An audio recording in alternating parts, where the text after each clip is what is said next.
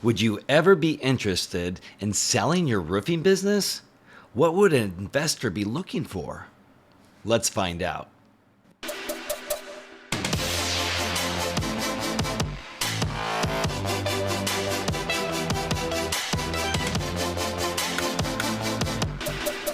Hi, I'm Daniel Lakstins, and you're listening to the Roofing Business Builder podcast. Now, are you interested in selling your roofing business? What would an investor be looking for? What are some of the things they think about? How do they evaluate your business? And a few other questions. Well, that's what we're going to talk about this week. But before we get into it, as I normally do, let's do an intention. And the intention for this podcast is my business has value. I have value. So you truly do have value as the business owner. Even your business has value.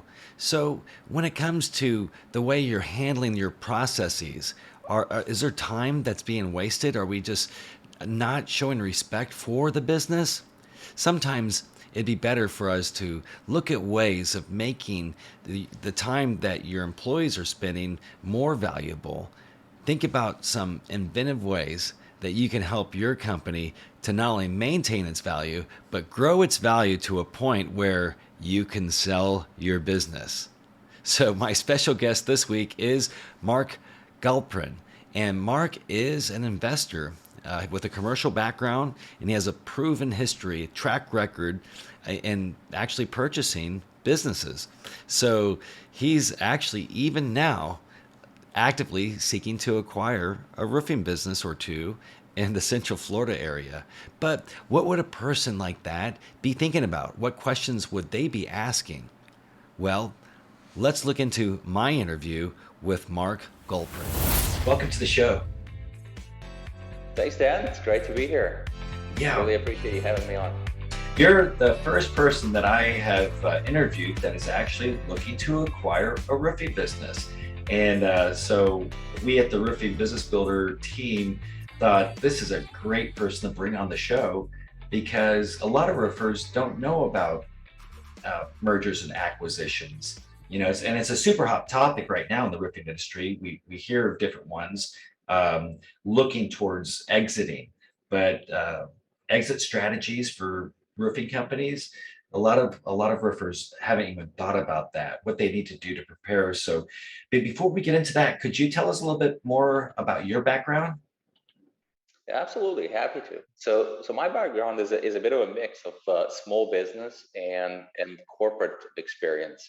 I grew up around a small cabinet shop that was started by my father 30 years ago up in Wow. New York, and we were doing kitchen and bathroom remodels. And from that, over the years, it grew into a company that puts in the millwork, architectural millwork in the amenity spaces of those big high rises that you see in Manhattan. It's a company that does commercial exclusively now, working with national and regional builders and GCs. But I moved to Texas at one point to get my MBA, and then I went into the corporate sector to get some use out of it, and ended up spending 15 years in the oil and gas industry, working various commercial roles for companies like ConocoPhillips and Shell.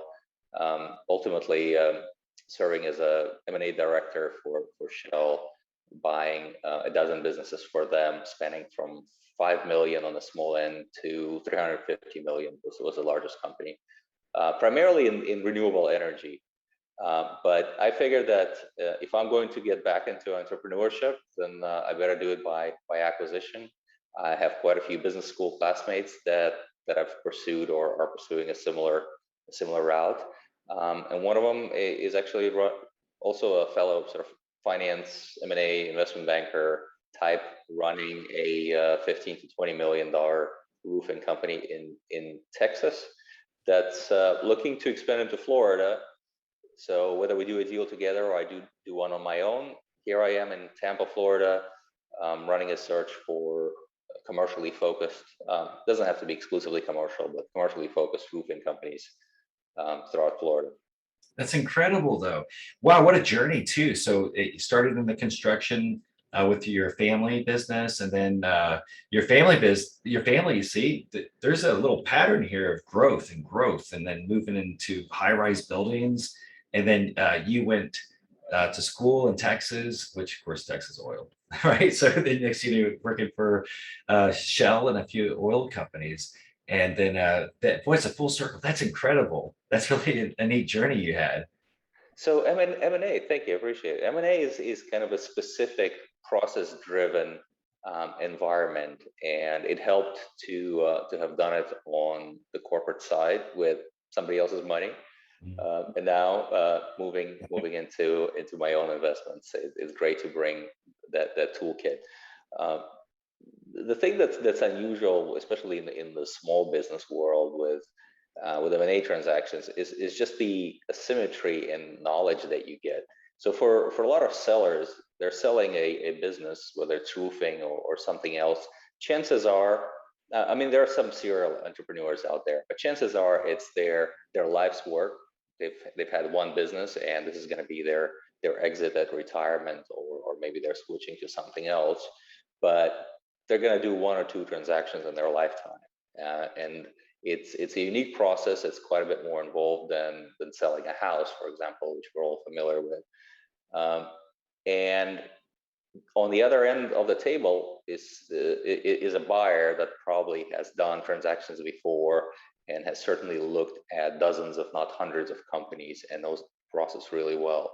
So that bridging that knowledge gap sometimes takes quite a lot of time, where you see business owners discover the process kind of the hard way by trial and error. Maybe they work with a broker, have the broker list the company for them, and then go through a myriad of buyers until they know how to position the company better to get the right buyer, but also know how to filter out a lot of buyers that are either not qualified or not serious about an acquisition.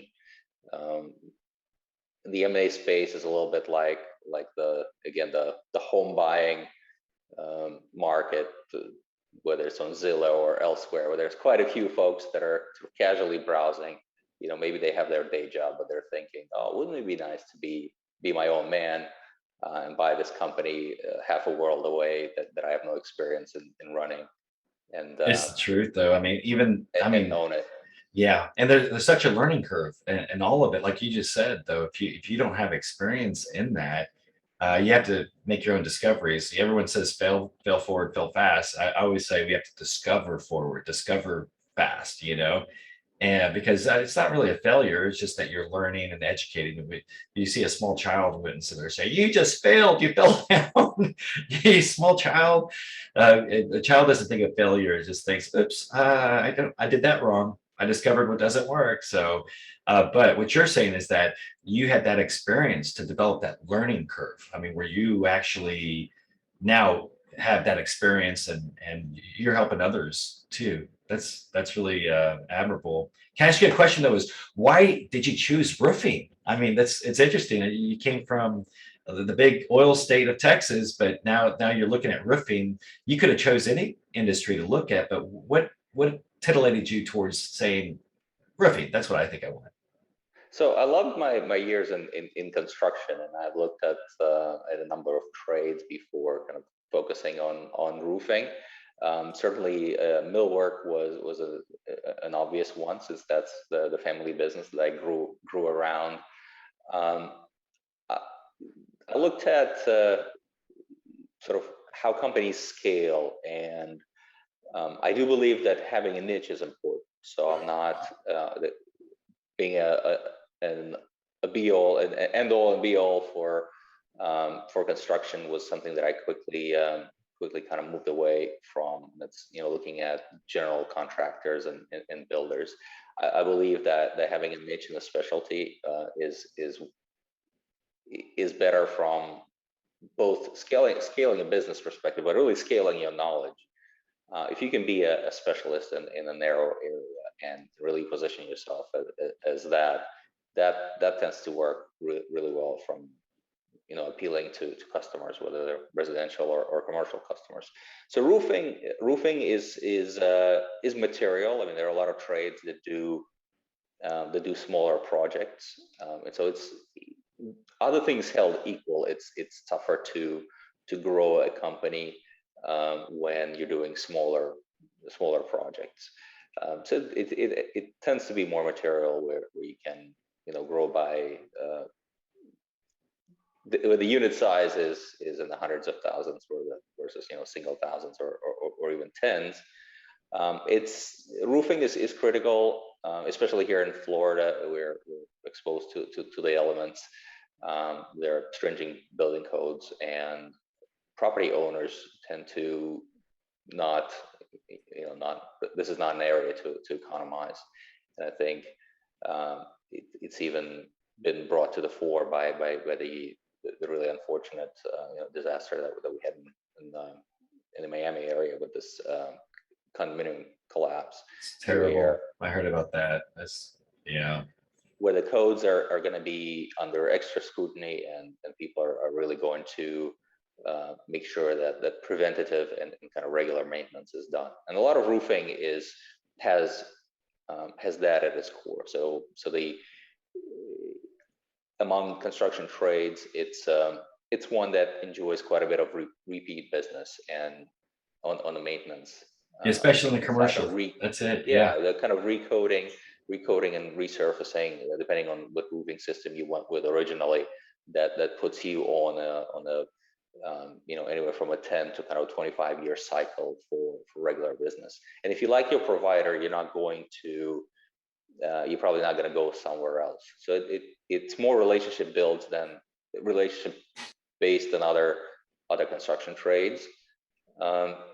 And that is something favorable from an acquisition perspective. You're always looking for a business with recurring revenue. Construction but in general doesn't lend itself as much as other spaces where people pay perhaps a subscription fee or regular service. But among construction trades, roofing is one of those where you do see recurring revenue attributes. Here at Roofing Business Builder, we say that it is the American dream job, because that's the thing though. It's one of the quickest, easiest ways of getting into a business that can generate millions of dollars a year, and you don't have to have a college education to be a roofer or to be a roofing business owner. You just have to have that know-how and the experience, and that does take time. But once you have the experience, then you can do amazing things with this business. It's amazing. But now, so we talked about why to invest in the roofing industry. But what about these roofers that are listening to the show right now? I mean, now you're listening to the Roofing Business Builder podcast, guys, and my special guest is Mark.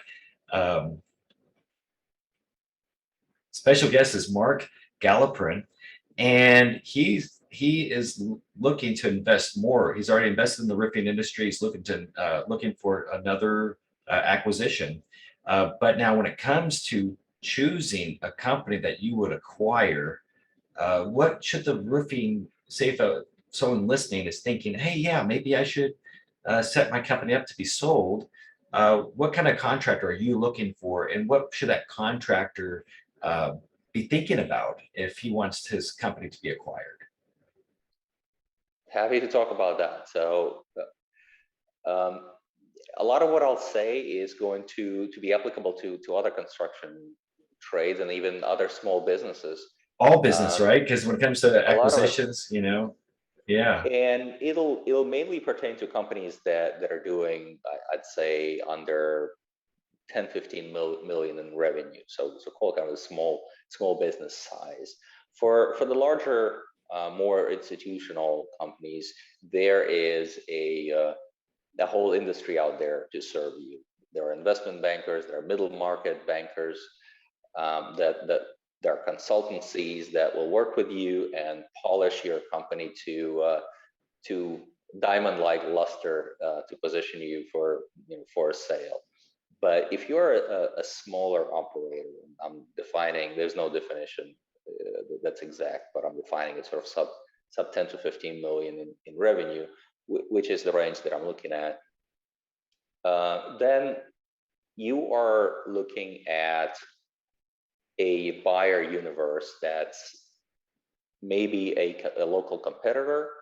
There aren't that many financial investors that play in the space, or it's an entrepreneur that is looking to be an owner operator that's looking to acquire a business.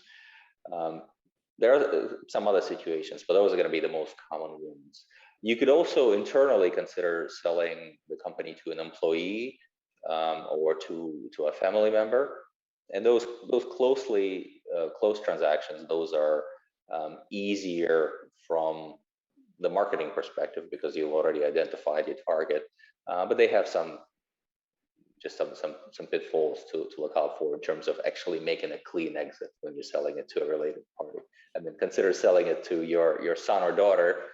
You're never really out. Yeah, that's true. If you've done that. And So unless there's a lot of people working for that company that do know what they're doing, because I do know a successful retirement from one, although he got several $1 million in his retirement. But the other three owners were talking about that. Yeah, that's a burden, but at least we have this money, and then it worked out. It worked out perfectly for them. But yeah, that's good. That's good advice too. So yeah, so I'll talk to the situation where you're selling it to a third party. It's not an existing partner, employee, or family member, and it is either an individual or a small company looking to acquire the business. One of the most basic filters that buyers deploy is just trying to very early on understand your motivations for a sale, because selling a profitable, successful, growing, or even steadily performing business from a financial perspective is not that attractive. Now there are brokers and other providers that will look to win your business that will tell you otherwise. But typically, companies of that size will transact between 3 and 5 times a measure of cash flow, and that measure of cash flow is most commonly something called EBITDA, earnings before interest, taxes, depreciation, and amortization. So think of it as your pre-tax income on a cash basis. So that's what you can expect to get, 3 to 5 times. And that's fairly low if you think about other investments that are out there that perhaps are less demanding in terms of involvement. But stocks you buy on these days, 20 plus times earnings, bonds higher than that, real estate maybe 12 to 15 times earnings. There's not that many investments that you can purchase, or in this case, you're selling at 3 to 5 times earnings. Plus, as a seller, chances are there'll be a sizable capital gains tax bill after you consummate the transaction. So on an after-tax basis, it's even a little bit lower than that. So a buyer is looking to understand, why are you taking an exit, and how committed are you? There are quite a few business owners that enjoy the business, but it's intense. Maybe they're working 50, 60 hours a week, and there comes a time when they say, oh, I'm burning out. I want to exit. But if there's not a credible exit plan, meaning I'm retiring, this is what I'm going to do with my retirement, or I have this other venture and the venture is already underway and I'm just going to shift gears into that venture shortly. If it's just, oh, I'm getting a little tired, wouldn't it be nice to sell my business at one point? Once the sellers realize what's involved, and it's quite a process, and that the proceeds are only going to be 2.5 to 4 times after tax, many reconsider the sale. So first thing to ask yourself is, are you committed? Because buyers will filter for that. And what is truly motivating you to sell your company? And what are you going to be doing after? If you're working 50, 60 hours a week right now, are you ready to be at home for 50, Oh, 60 don't do hours? it. Is your spouse ready? Uh, so that's an early one. Another one is very quickly in the process, you will be exchanging financials. So there'll be a non-disclosure. I was going to ask, does that mean that, say, if someone does get their business acquired, there's two questions. One, something that a lot of roofing business owners would not know is that there is an expectation of the investor for the owner to live out at least 1 to 3 years, would you say? And the second one is you mentioned about the taxes though. So you have capital gains on all that money. Well, um, can they use something like a 1031 exchange, or can they roll that money over into to something to where they're not going to be hit with that? But for that first part though, what kind of time period does a roofer need to consider? It's like, oh, I sold my business. Well, no, you're still going to work for that business because they can't just take it over and you're not there, because you can lose all the employees, the whole thing could fall apart. And then what kind of investment is that? But what kind of time period should they look at? So there are ways to minimize the tax impact. I think we would go down a big detour if we started talking tax Okay, strategies. yeah. It's probably best that We'll hold that for a you different show. talk to a CPA. Yeah. Maybe that's an idea for your next podcast. Have a CPA on, talk about. Well, but it's true though. You can just roll no matter what business Right. you're in. If I sell one of my businesses, as long as I don't take it, as income and just roll it into the next, there's a certain time period I can't remember. My CPA would tell me, but that you just roll that money. Yes, if you have And another venture, then you can use that. Um, you can also spread out the consideration that you're getting. So for a lot of sellers, that they would like to make a clean break, and they default to let me just get all my money up front, please, and exit as quickly as I can. But to the extent that you actually spread out the consideration, um, then you can just minimize being in the topmost tax brackets in that 1 year that you're selling, especially if you're going on to retirement and you're not going to have other sources of income.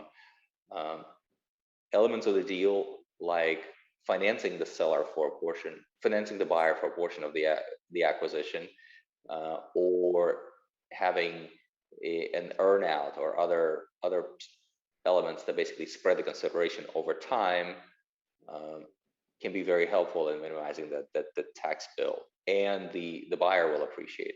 Of course, you need to be comfortable with the buyer, um, if you're going to consider doing that. But if you're going to sell your company to someone, you should get to know them pretty well and structure some pretty strong agreements to back up that relationship anyway.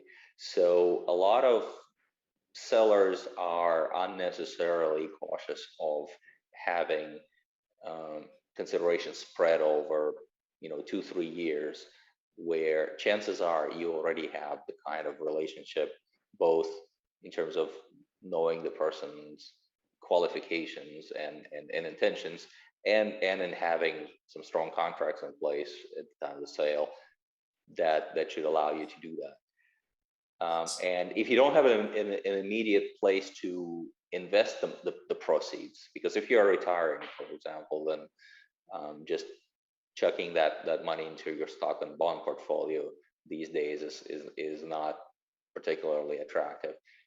You're effectively reinvesting in a business that you already know better than anyone else, and keeping that money invested in that business for another 2-3 years, and you spread out the proceeds that way. but that's in the realm of deal structuring, which Yeah. is a bit deeper in. So But here's coming back to oh, go ahead. Go ahead. No. You go right ahead. the high level filters. After you have the potential buyer sign a CA or an NDA, which is a non-disclosure agreement, so they would keep the details of the business that you share confidential. One of the first things that'll come up is to share the financial results of the company, and that means both the CPA financials or internal books, if that's how you keep them. Do you require certified? As well as tax returns. So the tax returns, initially those are just your copies or your CPA's copies.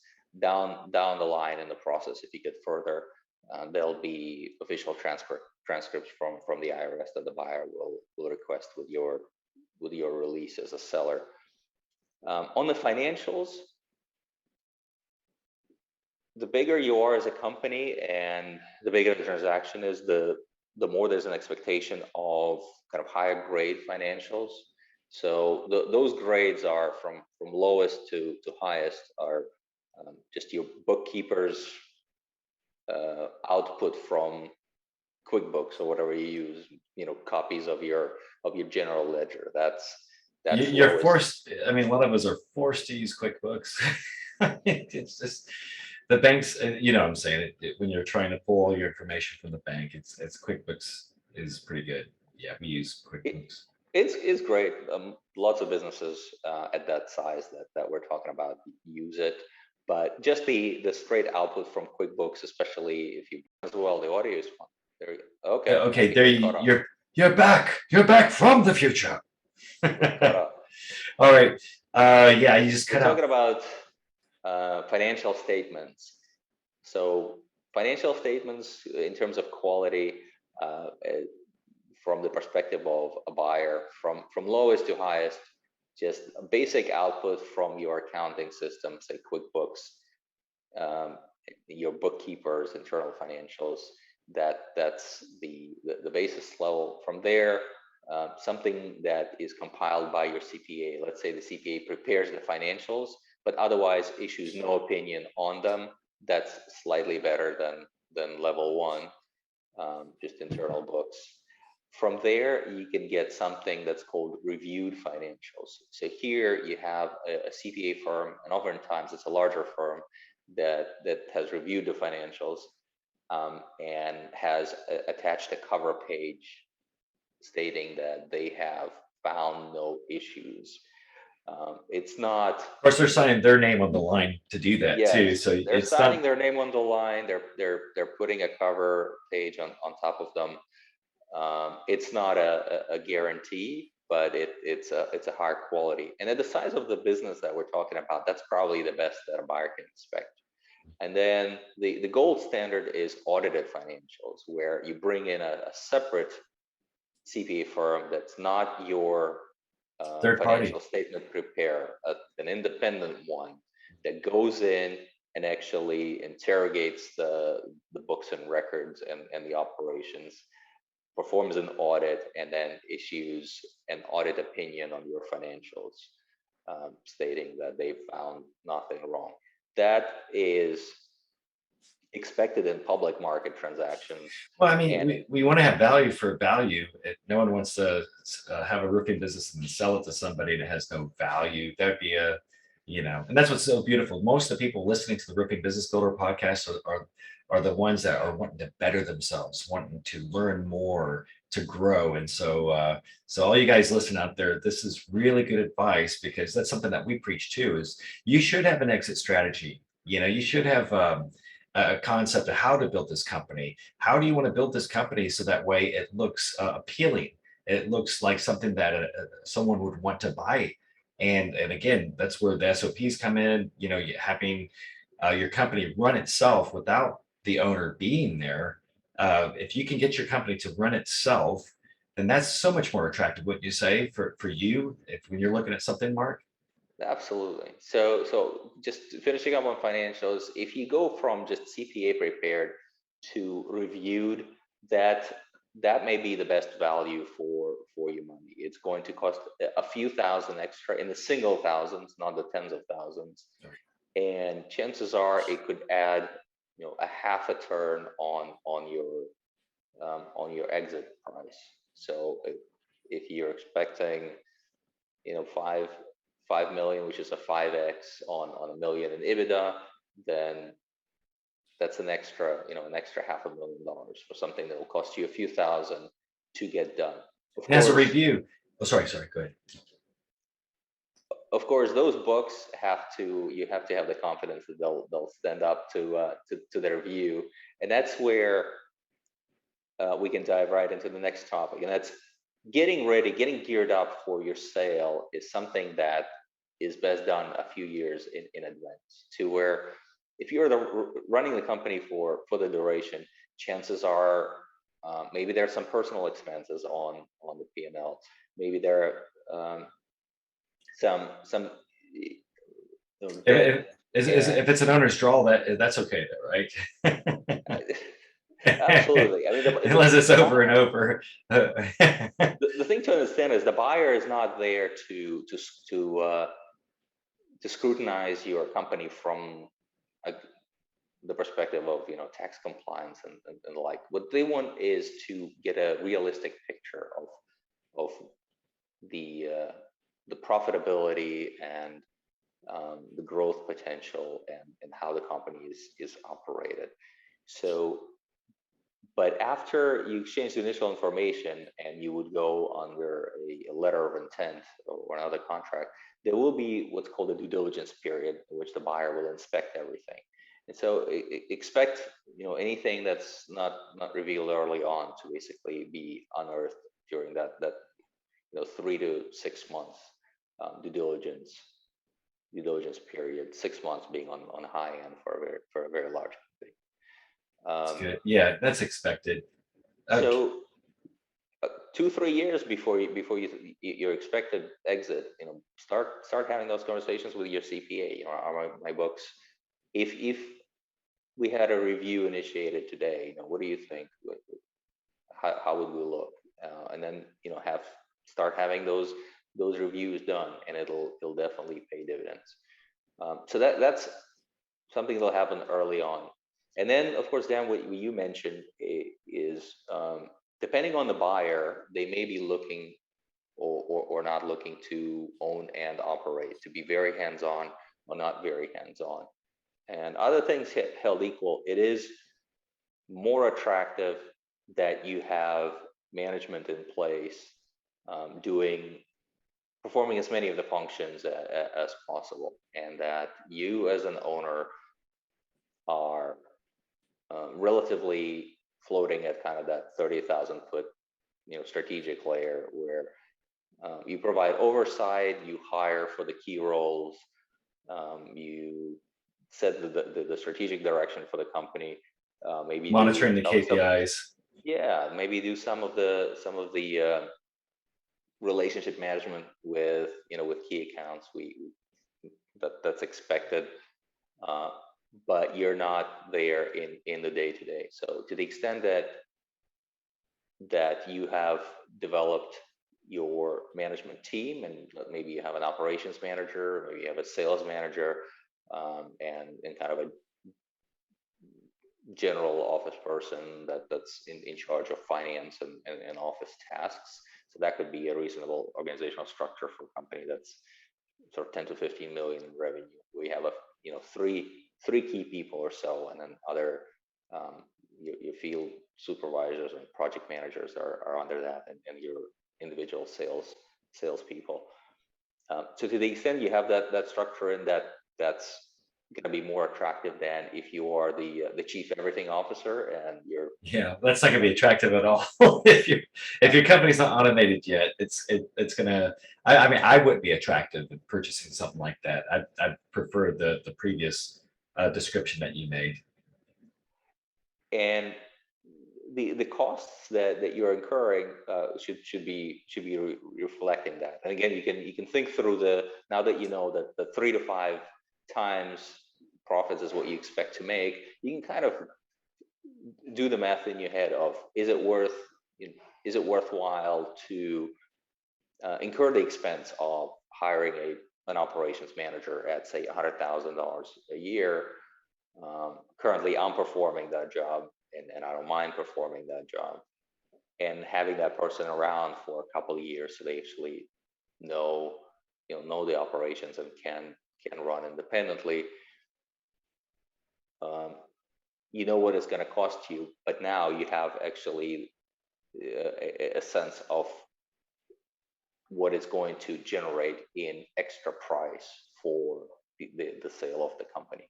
And again, if it's going to add a half a multiple or a full multiple, having that management team, and that's easily a full multiple from a business that demands your involvement 60 hours a week to one where you're at the oversight level, that's easily a full turn. So the difference between selling for 3x and selling for 4x. And that's based upon risk, because again, the investor wants to minimize their risk, and if you have those things set up. Here's another question. I'd be very interested to know how many listeners right now know what a pitch deck is.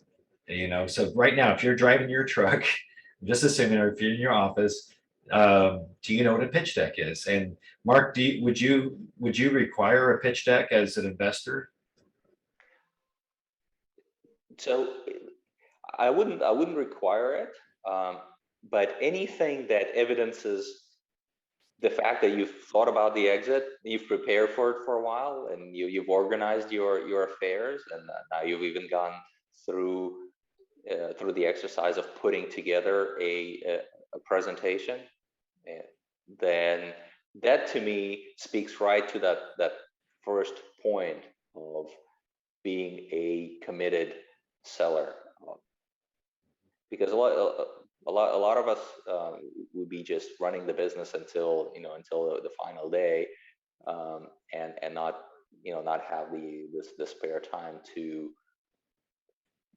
prepare for sale and generate some of those materials. And that's perhaps a good point. You may hear from other sources, particularly brokers that again seek to list your company with them, that this will be a seamless affair selling your company, that you can just continue to operate.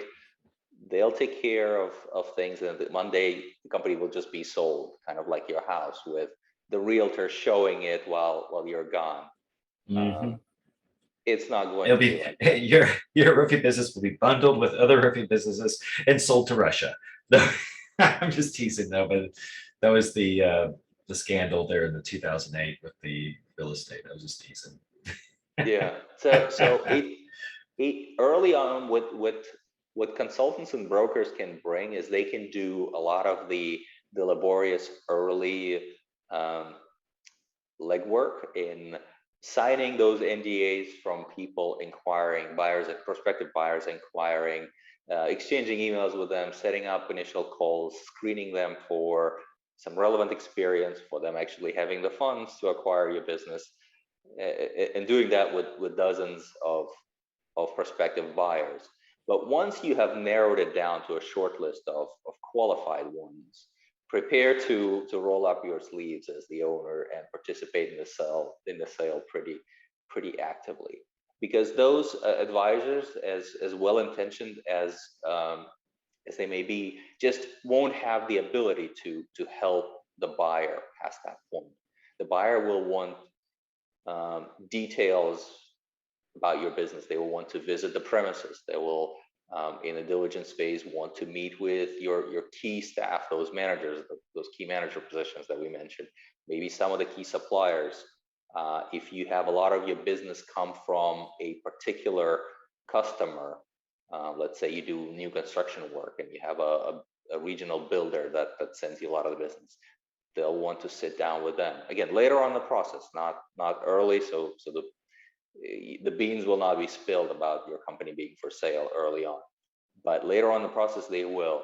And it's only something that you can curate and coordinate and provide the information and provide those answers. with the help of members of your staff, of your CPA, of others inside your company that know where the information sits. But chances are it's not going to be your broker. All they can do is be the kind of a go-between and just shuttle information back and forth. My wife and I purchased a small trucking business in the early 2000s, and it was because the contract with the trucking company was a distributor, and it is Watkins, which is now owned by FedEx. But the thing is they, the contract that the business had with them, there were some problems. And so do your due diligence is what you're saying, because we still bought the company, but we could have been in worse shape if we didn't do our due diligence and know about those contracts and going deep. Like you said, suppliers, knowing what kind of relationship the suppliers have, knowing what kind of relationships they have with the GCs or even the architects. What kind of reputation does that roofing company have with their community? And because I mean, if you're buying something, you don't want to buy a lemon, right? Yeah. And so and if you're a roofer, you don't want to sell someone a lemon. If you own a lemon, spruce up your lemon tree. I'm just kidding, but no, spruce up your business and start analyzing, doing your research, and spend, like Mark said here, maybe 3 years of designing your business in such a way that it's palatable or presentable to be sold to an investor. That's right. That's the minimum amount of history that a buyer will request, is kind of to look back for 3 years. So you really want to look good for 3 years or more. So we talked about having the staff. So if you, again, in that 3-year time frame, and you're running a lot of the company yourself, consider starting to promote or bring in key staff from the outside and hand off your responsibilities to them. Worst thing that will happen is you'll discover that you're actually quite happy continuing to own the company now that managers are running it, or portions of it for you. Yeah. I don't believe in complete absentee ownership, as sometimes you see touted out there. I don't believe there's such a thing. But having reduced your hours from 60 to 30 and refocused your attention onto more strategic elements that really drive the direction of the company, you may find that you're perfectly happy owning it for 5 more years. Right. But and the main reason why a person may want to exit is if they did grow this business, but maybe they're not as passionate about what they're doing. If they have always had this other passion, then now they have a nest egg that they can exit, take this nest egg, and then follow their passion, because there's always a new chapter in our lives. We teach in the Roofing Business Builder, if you have a passion and it's not roofing, but you have a roofing business, find what is you're passionate about and then add to it. Maybe donate proceeds towards your passion, get involved with organizations that are part of your passion, become their roofer. It's like, if you're in that, your passion is this or that, then does everyone within that passion element know that you are their roofer? And so design it that way. So that way you're blending your passion. But a lot of people, that might be a reason why they want to exit, is because it was never really their passion to start with. It was their father or their grandfather's passion, and now they're ready to exit. So yeah, it could very well be. I mean, there could be lots of situations that motivate an exit. I'm And then speaking from my own experience. You could tell. But I mean, I love the roofing industry, but since I was a kid, I was like, I don't know, I'm going to be an actor, a model, a comedian. I'm going to do all these things, and I got to explore all those things. And I'm an entrepreneur, so I wanted to own multiple businesses, and I got to explore those things. But the thing is the roofing. Everyone knows this. If you're in the roofing industry, it usually finds you and it stalks you. Because you just can't you can't get away from the roofing industry. It's too amazing. It's the American dream, in my opinion. It really is an amazing sort of wealth and entrepreneurial sort of spirit builder. Yeah. And so along the lines of staff, maybe a good last one to add and cover is systems and processes. I know that sounds, right off the bat, that probably is not, an attention grabber. Systems and processes. Got to do it to make that thing automated. A good place to start as a company owner is just sit down and with a pen and paper catalog the things that no one knows but you in the business, and go down to fairly small details. If you were going to be hit by the proverbial bus tomorrow, what would the staff have no idea how to do? Because it's not covered in a manual, it's not written down anywhere, it's not in any heads but your own. And that is the mindset that the buyer is coming in with, is I'm going to lose, John, the owner of this company. What am I losing when he's gone? Is it relationships? Is it processes? Is it specific knowledge?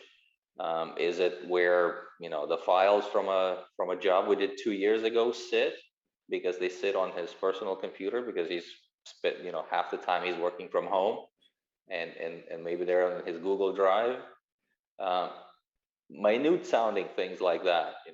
Are your customer records in a good place that's going to be easily handed off to the new owner without you handing off a personal laptop or having to disentangle them from your children's photos, because it's all sitting on an external drive somewhere. Do you have operating systems? Safety, how do you approach safety? Roofing is not, is a high impact trade, and your safety record, it matters. And your operating procedures are often, hopefully, if you are at that size, we're talking about sort of 10 to 15 million, you've already perfected those systems just to qualify for the kind of jobs that you're doing, if not for its own sake. But are those documented, or do they just require you to constantly have toolbox talks with your teams, and it's all sort of oral? How do new employees get onboarded? Do you have a training manual for new employees? That's going to be very helpful for a new owner to come in. Chances are they're looking to grow your company. So to the extent that those systems and processes are there to easily welcome new employees, then that's just going to help them achieve that goal. Are there ways? Do you have something documented for how you work with a new customer? Like the actual steps that you go through. It's probably second nature to you at this point. Maybe you've been at the helm of this company for 20 years. Of course, I know what to do when I get a new customer. That's a lot of fun. I don't even need to think about it. So there's no need to write it down. Well, it would help the new owner to write down exactly the steps you take when a new contract is landed. So to the extent that the documentation exists and systems exist, and those systems are actually followed by the staff, and they're not just there in a manual somewhere that nobody reads, they're accessible and they're known, then that's going to make your company more valuable as well. And again, everything, it will be checked. So the buyers will sit down with your staff and say, hey, is there a safety manual? When you came on board, was there a new hire? How was the new hire experience? Well, for the first 2 months, I just had to scrounge for everything. There was no direction. I had to feel my way out through the company. But now I know everything. So that's not going to be a great response to hear during those interviews by the buyer from an employee. Wow. Well, is there any other final thoughts before we end the show? So those are, if you've covered those, I think 5 or so areas that we've touched on, having the financial house in order, having um, more staff do more of the day-to-day, freeing up the owner to work on the business, not in the business, as they say.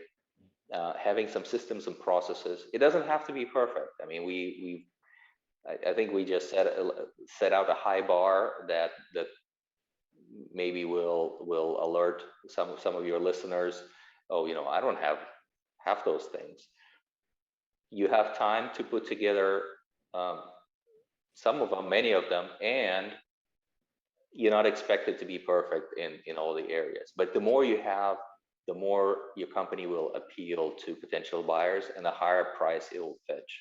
The marketplace is very efficient at pricing companies fairly close to their true underlying value.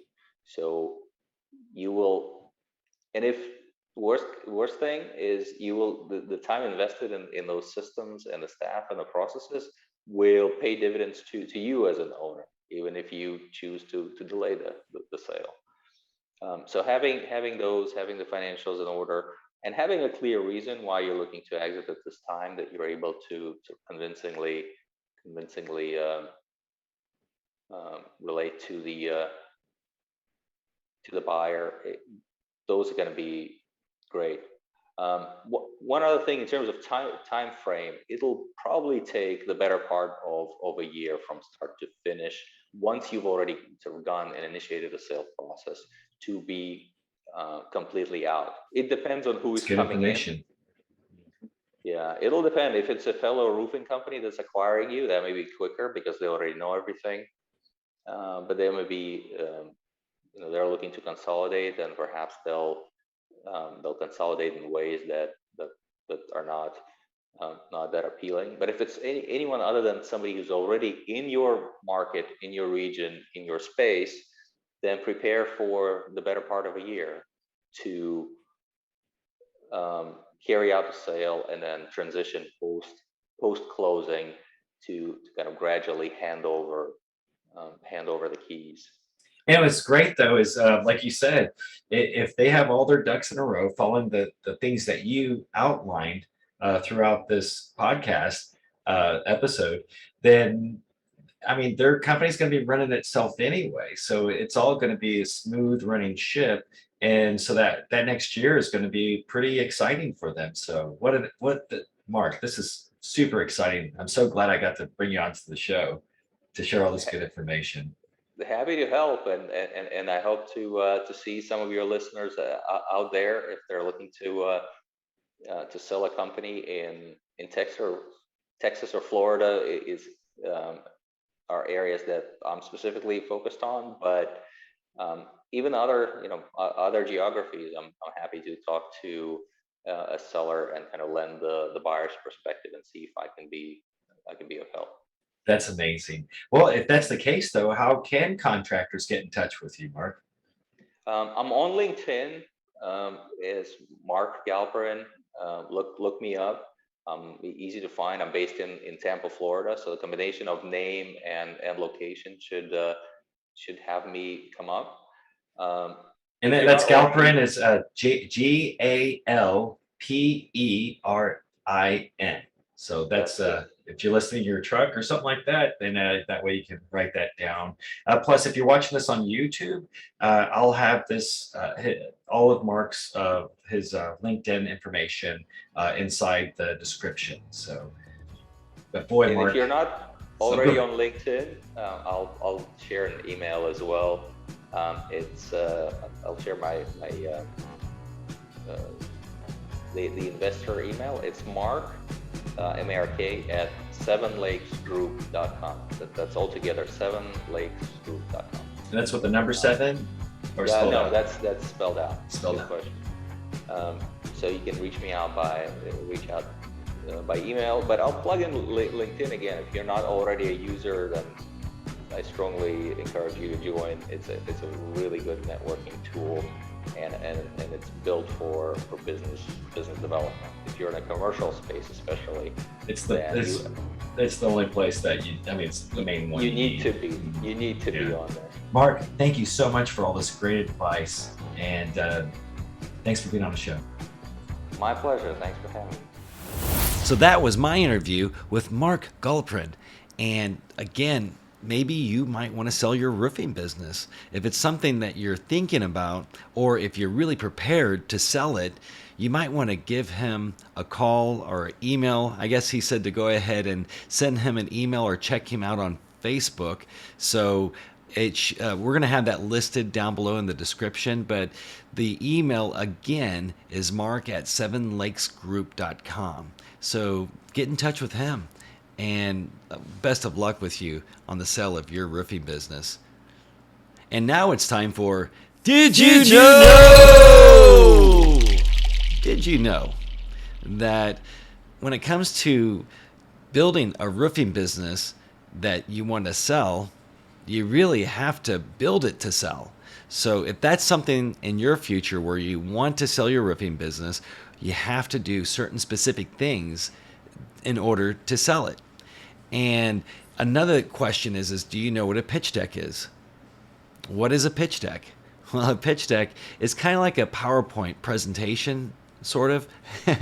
But a pitch deck is something that you use to pitch a VC. So if you're looking to get funded, or if you're looking to sell your business, all business owners in the world around us are using pitch decks to speak with those people that are VCs and those that are purchasing companies. So keep that in mind.